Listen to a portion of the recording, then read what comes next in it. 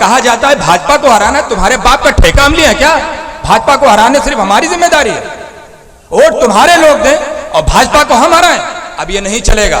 भाजपा को आप हराइए 10 साल तक, हम बैठ के तमाशा देखेंगे। जब तक आप अपना लीडर तस्लीम नहीं करोगे, जैसे आप मस्जिद में नमाज पढ़ने जाते हो, जब तक एक इमाम के पीछे नहीं खड़े होते हैं, अगर उसी के साथ 2 इमाम खड़े हो जाएं तो एक रुकू में रहेगा, एक सजदे में रहेगा। वैसे ही आपकी हालत बन गई है कि आप सोनिया गांधी को भी लीडर मानते हैं, मायावती को भी मानते हैं, अखिलेश को भी मानते हैं। तो 3-3 लीडर मानने से तो मुस्तकबिल का हल नहीं निकलने वाला आपके।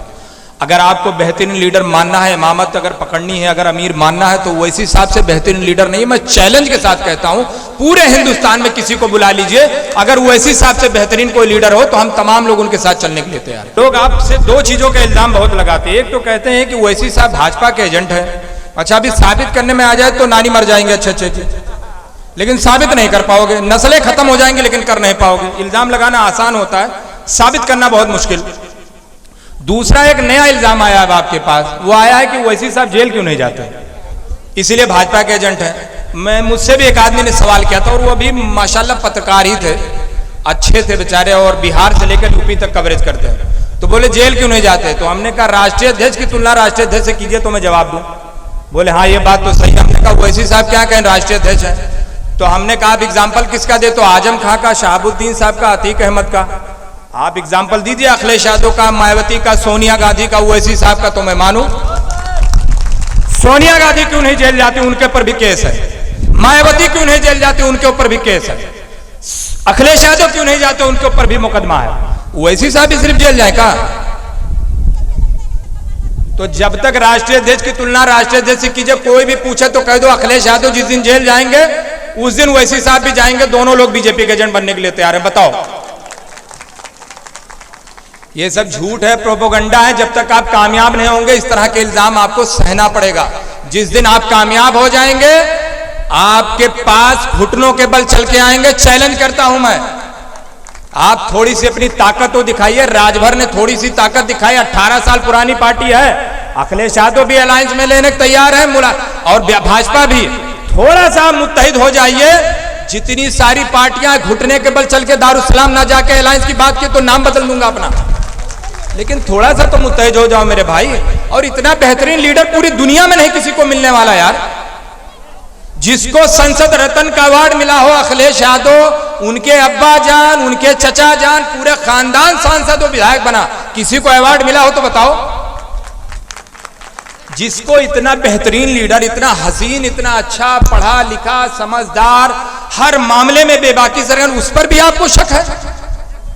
अगर ऐसे ही आप शक करते रहे, अगर इसी तरह की आप गोली खाते रहे, तो आने वाली जो तुम्हारी नस्ल है वो भी खत्म हो जाएगी, लेकिन आपकी सोच नहीं बदलेगी। सोच बदलना है तो एमआईएम की तरफ आओ, और अगर वही पुरानी जिंदगी जीने हैं तो मैं आपके लिए कुछ नहीं कर सकता। खून से खून साफ होगा, कैसा हो सकता है? क्या नहीं हो सकता है। जो विचारधारा, जो लड़ाई लेकर चल रही है भारतीय जनता पार्टी, वही लड़ाई कांग्रेस पार्टी, समाजवादी पार्टी भी लड़ना चाहती है। तो क्या ये तमाम लोग हिंदुत्व की ही लड़ाई लड़ेंगे, कोई देश और संविधान की लड़ाई नहीं लड़ेगा? क्या आप ये सोचते हैं कि जो काम भाजपा कर रहे वही काम हम करेंगे, तो फिर तुम्हारे और में फर्क क्या रह जाएगा? यही तब्दीली लाने के लिए एमआईएम आई है, यही सोच पैदा करने के लिए एमआईएम आई है। हम ये बार बार कहते हैं कि हमारी सोच, हमारी फिक्र, हमारा मामला इन तमाम लोगों से अलग है। इसीलिए बार बार असदुद्दीन ओवैसी साहब हर न्यूज टीवी डिबेट पे या जनसभाओं में या पार्लियामेंट में कहते हैं कि नदी के 2 किनारे कभी एक नहीं हो सकते, और वो नदी के 2 किनारे अलग अलग भाजपा और एमआईएम है। लेकिन ये किनारा समाजवादी पार्टी और बहुजन समाज पार्टी और कांग्रेस से नहीं मिलता है।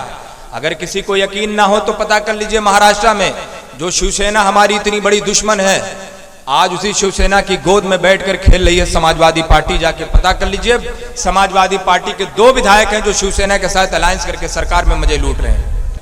कुर्सी से विधायक फरीद महमूद किदवाई थे, बाराबंकी समाजवादी पार्टी का गढ़ था। यही बहराइच से कई विधायक थे, गोंडा से थे। ऐसे मिला के सैकड़ों ऐसे हमारे हिंदू विधायक थे जो मुसलमानों के वोटों से विधायक बने, और ऐसे 45 नहीं 49 विधायक ऐसे थे जो समाजवादी पार्टी के बैनर तले से बने। मुजफ्फरनगर जल गया। आजादी के बाद सबसे ज्यादा पलायन अगर कभी हुआ तो मुजफ्फरनगर में हुआ। सरकार किसकी थी? आपके मनपसंद की, हमारे मनपसंद की थी। मारा कौन गया? आप मारे गए। सेंट्रल में किसकी सरकार थी मालूम है? कांग्रेस पार्टी की थी, जहां आपका समर्थन था। उसके बावजूद भी हुआ, लेकिन आप नहीं रोक पाए। यही बात मैं आपको बता दूं कि एक मामला हुआ मुजफ्फरपुर में, जो बिहार में पड़ता है। एक मुस्लिम लड़की के साथ बलात्कार हुआ। बलात्कार करने वाले दो यादव थे। उस केस को छुपाना चाहते थे, लेकिन अल्लाह का करम देखिए, फौरन एमएलए बने थे अख्तरुल ईमान और उनके 4 लोग साथ में।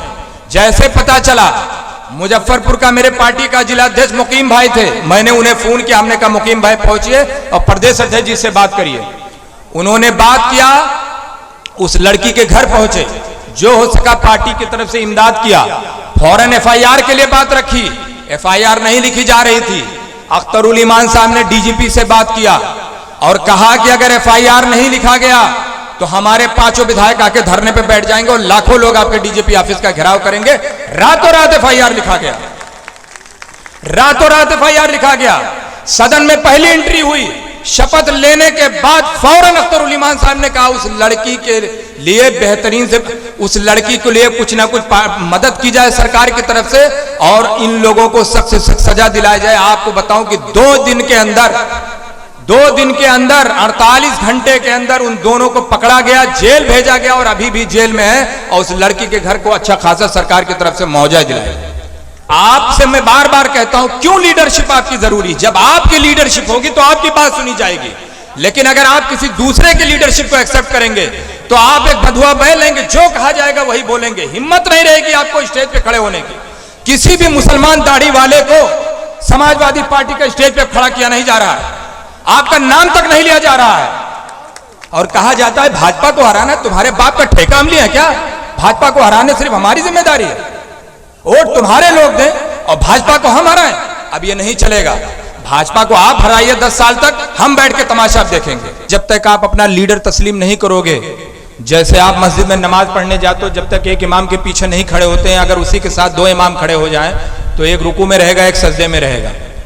वैसे ही आपकी हालत बन गई है कि आप सोनिया गांधी को भी लीडर मानते हैं, मायावती को भी मानते हैं, अखिलेश को भी मानते हैं। तो 3-3 लीडर मानने से तो मुस्तकबिल का हल नहीं निकलने वाला आपके। अगर आपको बेहतरीन लीडर मानना है, इमामत अगर पकड़नी है, अगर अमीर मानना है, तो वैसे हिसाब से बेहतरीन लीडर नहीं। मैं चैलेंज के साथ कहता हूं, पूरे हिंदुस्तान में किसी को बुला लीजिए, अगर वैसे हिसाब से बेहतरीन कोई लीडर हो तो हम तमाम लोग उनके साथ चलने के लिए तैयार हैं।